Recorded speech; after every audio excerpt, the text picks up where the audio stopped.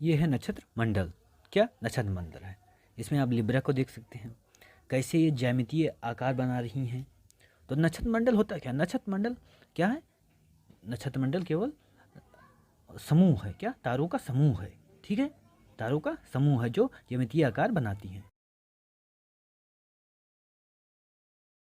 Hello my dear student, welcome to exam फैंसिया। So ब्रह्मांड की व्यापकता इतनी अधिक है कि उसके सामने मनुष्य बहुत ही तुच्छ है। क्या? मनुष्य बहुत ही तुच्छ है। ब्रह्मांड के बारे में हम लोगों ने थोड़ा बहुत जानकारी ली थी।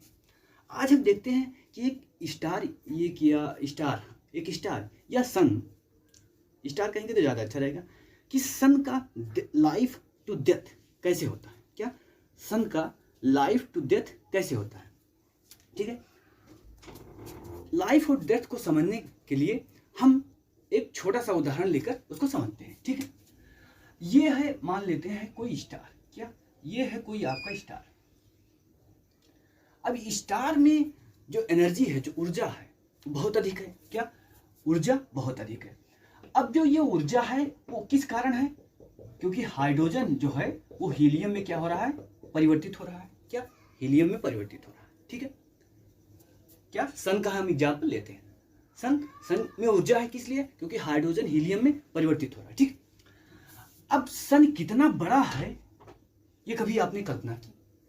पृथ्वी का 100 गुना बड़ा होगा। पृथ्वी उसके सामने कुछ नहीं है। तो इतना बड़ा होने के बावजूद, अगर इतना बड़ा है सन, तो क्या इसका गुरुत्वाकर्षण शक्ति नहीं होगी? अगर पृथ्वी की गुरुत्वाकर्षण शक्ति हो सकती है तो सन की गुरुत्वाकर्षण शक्ति नहीं होगी, क्योंकि सन का द्रव्यमान पृथ्वी से बहुत गुण अधिक है। तो बहुत अधिक होने के कारण क्या होगा? गुरुत्वाकर्षण शक्ति क्या होगी? इसमें अधिक होगी। ठीक है, एक पॉइंट हम लोगों ने जाना कि स्टार में जो गुरुत्वाकर्षण शक्ति होता है वो बहुत ही अधिक होती है। ठीक है, अब गुरुत्वाकर्षण शक्ति, इतनी गुरुत्वाकर्षण शक्ति है। अब दूसरी शक्ति इसमें क्या है? अब दूसरी शक्ति जो चल रही है, क्या? संलयन की क्रिया। क्या? संलयन की क्रिया। क्या चल रही है? संलयन की क्रिया। अब संलयन क्या होता है? संलयन मतलब कि जब दो तत्व क्या आपस में मिलते हैं। क्या? दो तत्व आपस में मिलकर एक नया तत्व बनाते हैं। क्या? दो तत्व, दो नाभिक आप कह सकते हैं, तत्व नहीं कह सकते, दो नाभिक आपस में मिलते हैं। जब नाभिक का क्या विखंडन होता है तो उसको क्या कहते हैं? नाभिकीय विखंडन। और जब नाभिक का मिलन होता है तो उसको बोलते हैं नाभिकीय संलयन। ठीक है, जब नाभिक का विखंडन होता है तो उसको विखंडन कहते हैं, लेकिन जब दो नाभिक मिलते हैं तो उसको संलयन कहते हैं। तो यहां पर वही क्रिया, क्या? संलयन की क्रिया हो रही है। ठीक है, क्या? सूर्य में संलयन की क्रिया हो रही है। अब यानी कि दो हाइड्रोजन मिलकर हीलियम बना रहे हैं, जिससे ऊर्जा की उत्पत्ति हो रही है। ठीक है, अब ऊर्जा की उत्पत्ति हो रही किस क्रिया से? संलयन की क्रिया से। एक गुरुत्वाकर्षण है। क्या? एक हमने देखा, क्या? गुरुत्वाकर्षण। ठीक है, एक ताकत, एक बल हम कह सकते हैं गुरुत्वाकर्षण का है। दूसरा क्या है? संलयन का, यानी कि ऊर्जा की क्षमता। अब संलयन के कारण इतनी ऊर्जा निकलती है कि ये जो गुरुत्वाकर्षण है, क्या? ये जो गुरुत्वाकर्षण है वो भी इस ऊर्जा को रोक नहीं पाता। क्या? इस ऊर्जा को रोक नहीं पाता। अब सूर्य से ऊर्जा निकल रही है, इतना गुरुत्वाकर्षण होने के बावजूद पृथ्वी, जितने पृथ्वी हैं, बृहस्पति हैं, जितने हैं, वो सभी इसी सूर्य के गुरुत्वाकर्षण के कारण रुके हुए हैं। कितनी क्षमता है आप कल्पना करिए कि सूर्य के आकर्षण शक्ति के कारण क्या रुके हुए हैं सभी। अब इतनी आकर्षण शक्ति होने के बावजूद भी संलयन की क्रिया होती है और इससे क्या निकलता है?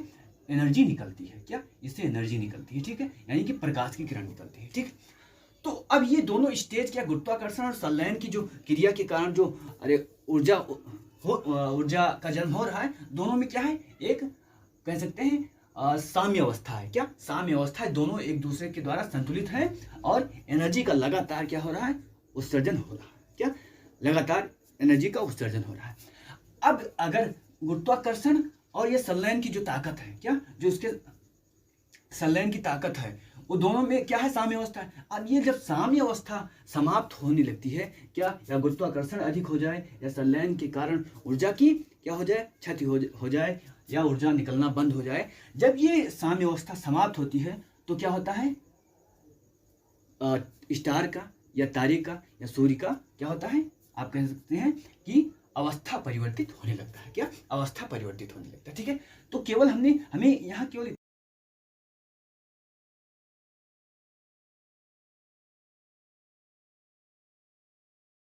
बाहर का था। अब ये जो ताकत है, इस सन की बात हो रही है। क्या? ये हमने किसकी बात की? सन की बात की।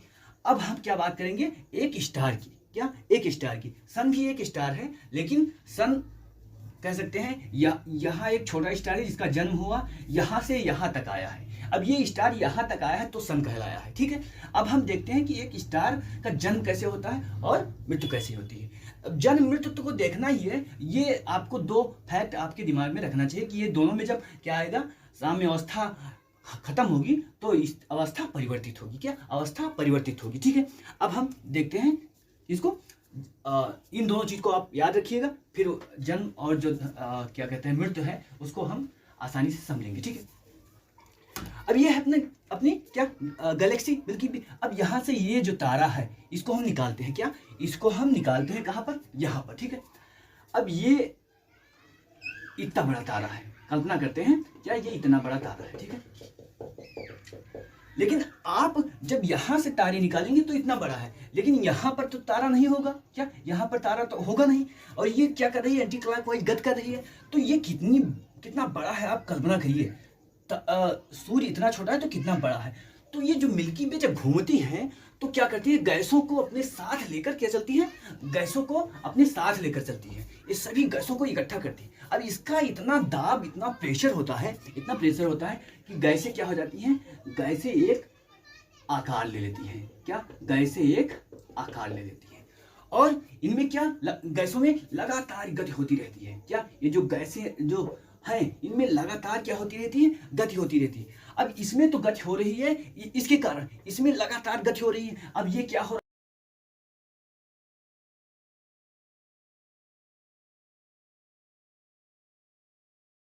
क्या? गैस सघन होने लगा। अब यही जब गैस सघन होने लगता है तो क्या होता है? तारे का जन्म हो जाता।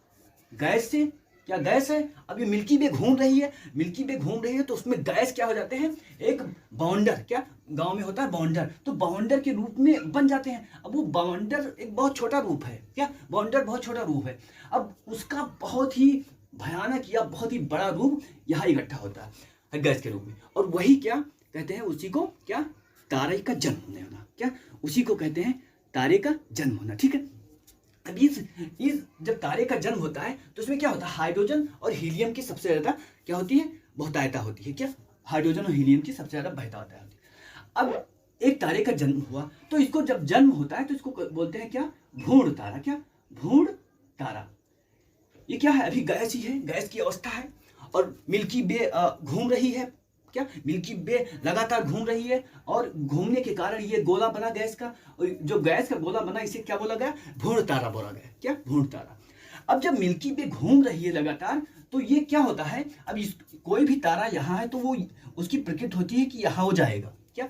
उसकी प्रकृति होती है कि यहाँ जाएगा। अब ये तो केंद्र है किसका? मिल्की वे का, और ये ब्लैक होल है। तो यानी कि कोई तारा है वो कहाँ जाना चाहता है? ये ब्लैक होल है। क्या? कल्पना करते हैं ये ब्लैक होल है, यहाँ वो पहुंचना ही चाहता है। क्या? यहाँ वो पहुंचना ही चाहता है। और ब्लैक होल जो क्या है? ब्लैक होल कह सकते हैं डेथ का, आप कह सकते हैं ये कुंड है। किसके लिए? डेथ का कुंड है। किसके लिए? तारों के लिए। ठीक है, तो ब्लैक होल क्या है? ब्लैक होल ऐसा क्षेत्र है, आप समझ सकते हैं कि ब्लैक होल ऐसा क्षेत्र है जहां पर क्या सघन, यानी कि इतना डेंस होता है, इतना गुरुत्वाकर्षण शक्ति होती है, इतना आकर्षण शक्ति होती है कि इसके बाहर कोई चीज जा नहीं सकता, कोई चीज जा नहीं सकता। लेकिन तारे की एक प्रकृति होती है कि वो यहाँ तक आएंगे, अपने डेथ तक आएंगे। अब ये हो गया भ्रूण तारा। क्या? ये भ्रूण तारा हो गया। गैलेक्सी गति कर रही है। क्या? गैलेक्सी गति कर रही है। ठीक है, हाइड्रोजन हीलियम में परिवर्तित हो रहा है। क्या? हाइड्रोजन हीलियम में परिवर्तित हो रहा है। ठीक है, अब ये एनर्जी से क्या हो गया? एनर्जी से बहुत ज्यादा लद गया, इतनी एनर्जी हो गई। क्या? इतनी एनर्जी हो गई। अब जब एनर्जी लगातार हो रही है, क्या लगातार एनर्जी हो रही है, तो एनर्जी जब ज्यादा होगी तो क्या होगा? विस्फोट होगा। क्या? एनर्जी जब ज्यादा हो जाएगी तो क्या होगा? विस्फोट होगा, क्योंकि लगातार हाइड्रोजन हीलियम में परिवर्तित हो रहा है। उसके साथ साथ गैलेक्सी घूम रही है, तो गति के कारण भी क्या टेम्परेचर, गति के कारण भी टेम्परेचर बढ़ रहा है। तो क्या होता है, जब ये गति के कारण टेम्परेचर बहुत अधिक हो जाता है और ये बिल्कुल लाल सुर्ख हो जाता है। क्या? लाल सुर्ख हो जाता है, यानी कि लाल, जैसे सूर्य लाल जब हम सुबह देखते हैं उसी तरह का जब लाल हो जाता है, तो ये आ गया यहाँ पर। क्या? ये स्टेज आ गई यहाँ पर, और ये दिखने लगता है कैसा? ये दिखने लगता है लाल। क्या? ये लाल दिखने लगता है, ठीक है। अब जब ये लाल दिखने लगता है, भोर तारा हुआ, और जब ये लाल हो जाता है एनर्जी के कारण, अत्यधिक एनर्जी के कारण, तब इसको कहते हैं रक्त दानव। क्या? इसको कहते हैं रक्त दानव, ठीक है। ये क्या हुआ? रक्त दानव। पहले भ्रूण तारा, फिर रक्त दानव, ठीक है। अब रक्त दानव अगर हुआ तो क्या बहुत बड़ा गोला है? क्या बहुत बड़ा गोला है? अब बहुत बड़ा गोला है, बहुत ज्यादा एनर्जी है, बहुत ज्यादा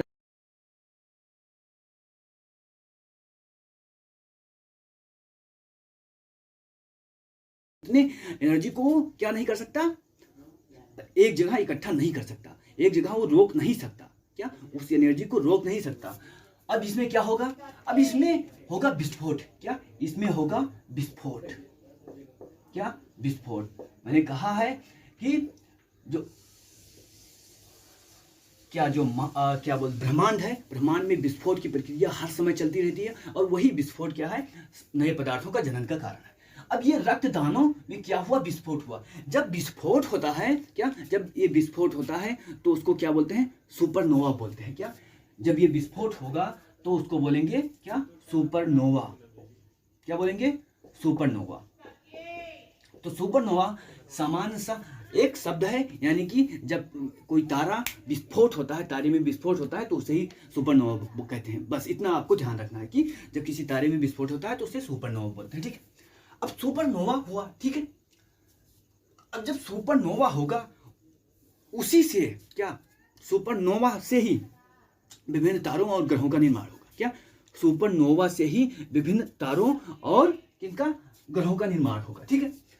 अब जब सुपरनोवा होगा तो विभिन्न तारों और ग्रहों का निर्माण तो होगा, लेकिन इसके केंद्र का जो भाग है वो एक अलग स्पेशल तारा बन जाएगा। क्या? ये जो केंद्र का भाग है वो स्पेशल तारा बन जाएगा, और इसी केंद्र को भाग को हम जब बाहर निकालें, इतना बड़ा भाग, तो ये कौन सा तारा कहलाएगा? न्यूट्रिनो तारा। क्या? न्यूट्रिनो। क्या कहलाएगा? न्यूट्रिनो तारा कहलाएगा। क्या? न्यूट्रिनो तारा। हमने क्या देखा? भ्रूण तारा देखा, हमने क्या देखा? रक्तदानव देखा, हमने क्या देखा? सुपरनोवा देखा, और अब हमने सुपरनोवा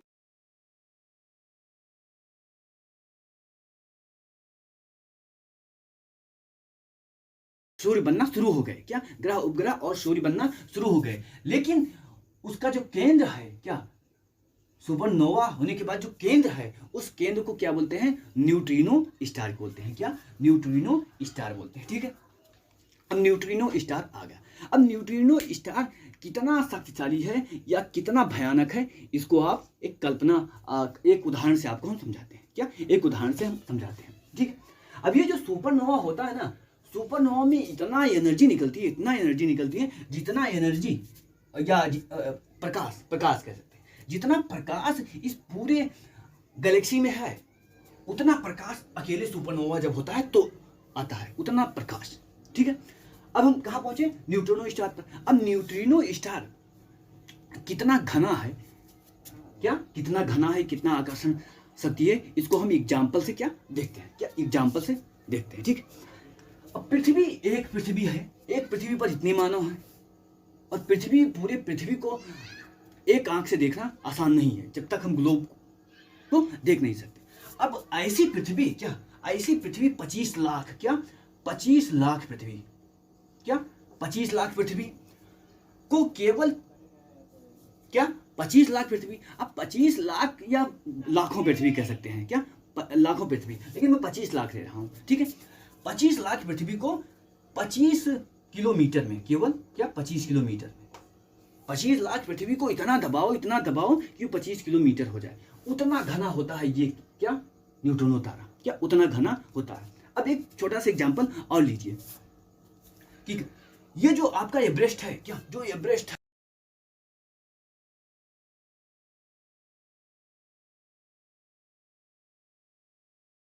है, और ये आपका क्या है, कप है। क्या, ये आपका कप है, ठीक है, ये आपका कप हो गया, ठीक है। अब इस कप में पूरे हिमालय पर्वत को इस कप में रख दो। इतना घना होता है न्यूट्रिनो तारा। क्या, इतना घना न्यूट्रिनो तारा होता है, ठीक है। अब ये क्या हमने बताया, कप, एक कप में पूरा हिमालय पर्वत रख दो, इतना घना क्या होता है, न्यूट्रिनो तारा होता है, ठीक है। अब न्यूट्रिनो तारा का तापमान कितना होता है ये आप करिए। जो सन है, सन के धरातल का, और सूरज जो है उसके धरातल का टेम्परेचर 6000 डिग्री सेंटीग्रेड है। क्या, 6000 डिग्री सेंटीग्रेड उसके धरातल का बात हो रही है। क्या, 6000। इसका कितना होता है न्यूट्रिनो तारा का, न्यूट्रिनो तारा का 10 लाख डिग्री सेंटीग्रेड। क्या, 10 लाख, कहाँ 6000 और कहाँ 10 लाख, किस तारे की बात हो रही है आप कल्पना करिए। 10 लाख न्यूट्रिनो तारा का क्या तापमान, 10 लाख डिग्री सेंटीग्रेड होता है, ठीक है। तो हम कहाँ पहुंचे, हम न्यूट्रिनो तारा पर पहुंचे, ठीक है। सुपरनोवा देखा, रक्तदानव देखा और न्यूट्रिनो तारा देखा, ठीक है। अब न्यूट्रिनो तारा इतना घना होता है, इतना भयानक होता है, या कह सकते हैं बहुत ज्यादा घना होने के कारण इतना तेजी से गति करता है, क्योंकि जितना घना होगा और जितना छोटा होगा गति उसकी उतनी अधिक होगी, और इतना तेजी से गति करता है कि ये ब्लैक होल में सीधा चला जाता है। क्या, ये ब्लैक होल में चला जाता है, ये ज्यादा समय तक इसमें नहीं रह पाता। क्या, क्योंकि बहुत ज्यादा छोटा है और बहुत ज्यादा क्या घना है, इसलिए गति इसकी अधिक हो जाती है और ये ब्लैक होल में चला जाता है। और ये जो विस्फोट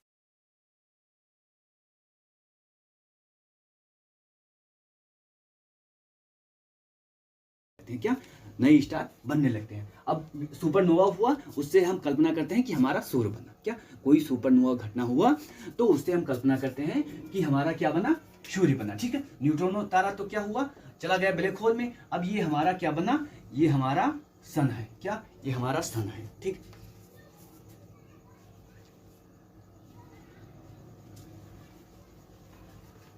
क्या, ये हमारा क्या है, ये हमारा सन है, ठीक है। लेकिन ये सन बड़ा मैंने बनाया, आपको छोटा ही समझना है।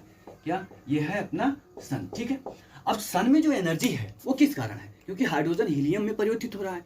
तो क्या कभी क्या सन में कभी एनर्जी समाप्त नहीं होगी, अवश्य समाप्त होगी। क्या, अवश्य समाप्त होगी। अगर एनर्जी उसमें है तो एक दिन ऐसा आएगा कि एनर्जी समाप्त होगी। अब जब एनर्जी, सन की एनर्जी समाप्त होगी, क्या सूर्य की एनर्जी जब समाप्त होगी, क्या हाइड्रोजन समाप्त हो गया, तो केवल क्या बचेगा इसमें, हीलियम बचेगा। केवल हीलियम, हाइड्रोजन समाप्त, केवल हीलियम बचेगा। अब हीलियम बचेगा तो ये क्या हो जाएगा, और सघन हो जाएगा। क्या, सूर्य और सघन हो जाएगा, ठीक है। सूर्य और सघन हो गया। अब जब सूर्य और सघन होगा, यानी कि आकर्षण शक्ति उसकी अधिक होनी चाहिए, यानी कि उसका आकर्षण शक्ति भी अधिक हो रहा है, या अधिक मान सकते हैं, या केवल इतना आप मानिए कि ये क्या हो गया, इसकी आकर्षण शक्ति क्या बोलते हैं, ये इसमें हीलियम केवल बचा। क्या, हीलियम केवल बचा। अब हीलियम बचेगा तो उसमें क्या होगा, पुनः विस्फोट होगा। क्या, पुनः विस्फोट होगा। क्या, पुनः विस्फोट होगा, ठीक। क्या होगा, पुनः विस्फोट होगा। अब जब सन में पुनः विस्फोट होगा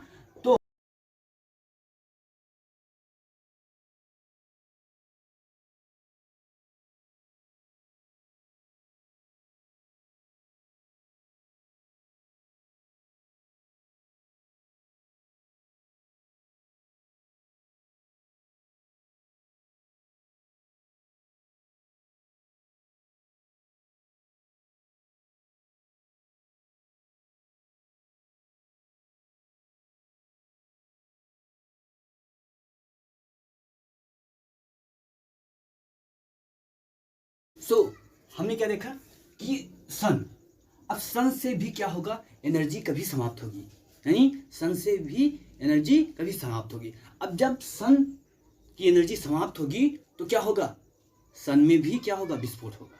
क्या, सन में भी विस्फोट होगा, ठीक है। अब सन में जब विस्फोट होगा तो जितने भी इसके ग्रह उपग्रह हैं क्या होंगे, सब इसी में समा जाएंगे।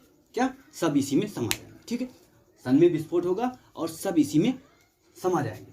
अब सन का एक छोटा सा पार्ट बचेगा। क्या, सन का छोटा सा पार्ट बचेगा, ठीक है। सन का एक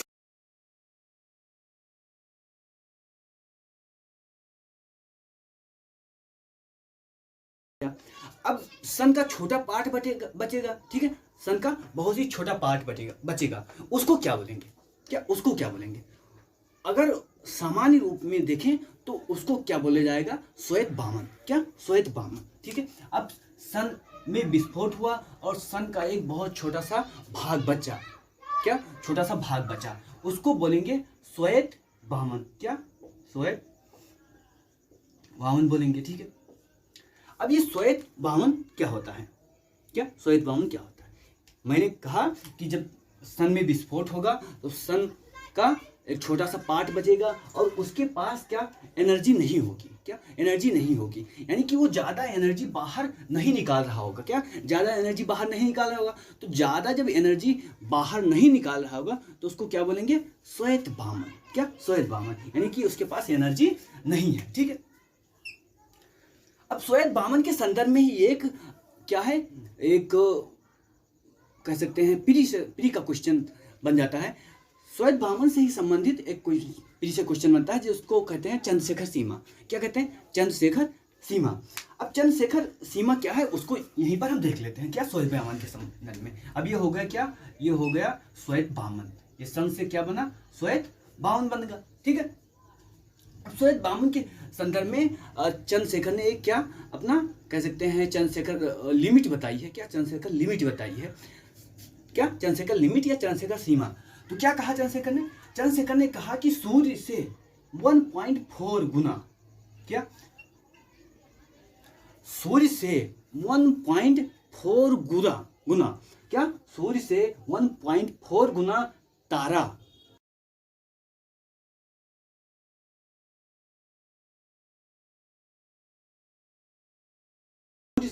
से बहुत अधिक क्या होना चाहिए? तो 1.4 गुना ही होना चाहिए। और जब ऐसा होगा, जब इतना हो रहेगा या इतना रहेगा तभी श्वेत बामन बनेगा। इससे अधिक हो गया तो श्वेत बामन नहीं बनेगा। तो चंद्रशेखर लिमिट क्या है? चंद्रशेखर लिमिट यही है कि चंद्रशेखर ने बताया कि सूर्य से 1.4 गुना अगर तारा दिखता है तो श्वेत बामन बनता है। क्या? श्वेत बामन बनता है, ठीक है। अब श्वेत बामन बन गया, अब क्या होगा? अब एनर्जी और इसकी समाप्त हो जाएगी। क्या? एनर्जी और इसकी समाप्त हो जाएगी। क्या? एनर्जी और समाप्त होगी। जो श्वेत दिख रहा है वो भी क्या होगा? वो भी हो जाएगा क्या? ब्लैक, काला वामन। क्या? काला वामन। क्या है? वामन, काला वामन बन जाएगा, यानी कि ब्लैक ड्वार्फ। क्या? ये व्हाइट ड्वार्फ था, अब बन गया ब्लैक ड्वार्फ। ब्लैक ड्वार्फ क्यों बना? क्योंकि इसके पास एनर्जी नहीं है, एनर्जी समाप्त हो गई है। क्या? एनर्जी समाप्त हो गई। अब एनर्जी समाप्त हो गई इसलिए उसको क्या बोले जाने लगा? काला वामन। क्या? काला वामन, ठीक है। अब ये काला वामन क्या होगा?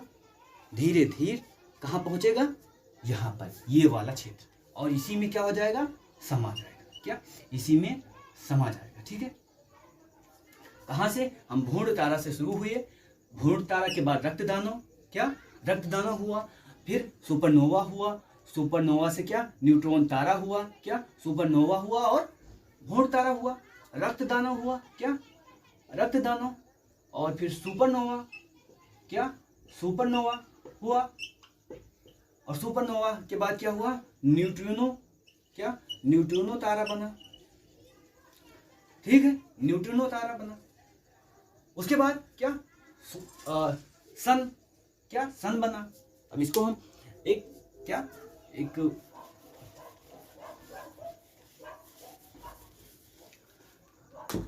क्या ये भ्रूण तारा। क्या? भ्रूण तारा बना।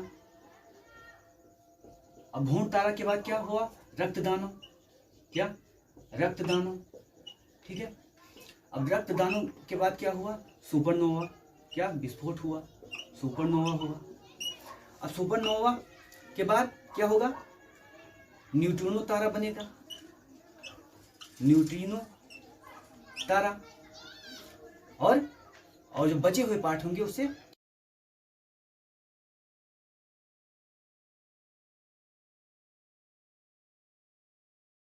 सूर्य ग्रह उपग्रह बना, ठीक है। अब क्या न्यूट्रिनो तारा तो ब्लैक होल में चला गया। अब सूर्य के पास एनर्जी समाप्त हो गई। क्या सूर्य के पास एनर्जी समाप्त हो गई, ठीक है, विस्फोट हुआ तो श्वेत वामन, क्या श्वेत वामन, एनर्जी समाप्त होने, विस्फोट हुआ और एनर्जी जब समाप्त हो गई तो श्वेत वामन बना। अब श्वेत वामन क्योंकि अभी थोड़ी चमक थी इसलिए श्वेत वामन बोला गया। अब जब और क्या चमक और समाप्त हो गया तो काला वामन, क्या काला वामन, क्या ये वाह है, काला वामन बना, ठीक है। और काला वामन के बाद कहाँ पहुंच गया, ये सीधा यहाँ पहुंच गया ब्लैक होल में। तो ये है क्या, एक तारा भ्रूण तारा से शुरू होता है और ये समाप्त हो जाता है कहाँ पर, ब्लैक होल में। और ऐसे अंततः सभी ब्लैक होल इकट्ठा होते जाएंगे, सभी ब्लैक होल इकट्ठा होते जाएंगे और कभी एक पॉइंट पर पहुंच जाएंगे और उसी को क्या बोला जाएगा, बिग क्रंच। क्या बोला जाएगा, उसी को बोला जाएगा बिग क्रंच, ठीक है। तो ये हुआ क्या, तारे की लाइफ। क्या हुआ, ये हुआ तारे की लाइफ, ठीक है। अब सुपरनोवा से संबंधित एक आता है किलोनोवा। क्या, एक आता है किलोनोवा। अब किलोनोवा क्या है, इसको केवल देखना है हल्का सा। हमने बात किया था किसका, न्यूट्रिनो तारा का। क्या न्यूट्रिनो, क्या आकर्षण शक्ति बहुत होती है। अब ये न्यूट्रिनो तारा कहाँ जा रहा है, ब्लैक होल में जा रहा है। अगर कोई और न्यूट्रिनो तारा आ गया इसके साथ, अब इन दोनों में अगर क्या हो गया, टक्कर हो गया, टक्कर होने के बाद एक हो गए, क्या टक्कर होने के बाद एक हुए और एक होने के बाद एनर्जी इनके पास बहुत अधिक हो जाती है। तो इसमें न्यूट्रिनो में फिर होता है क्या, फिर होता है विस्फोट। तो इसको बोलते हैं किलोनोवा। क्या बोलते हैं, किलोनोवा, ठीक है। क्या बोलते हैं, किलोनोवा। तो ये है क्या, ये है किसके बारे में, एक स्टार के बारे में, जन्म और उसका मृत्यु। क्या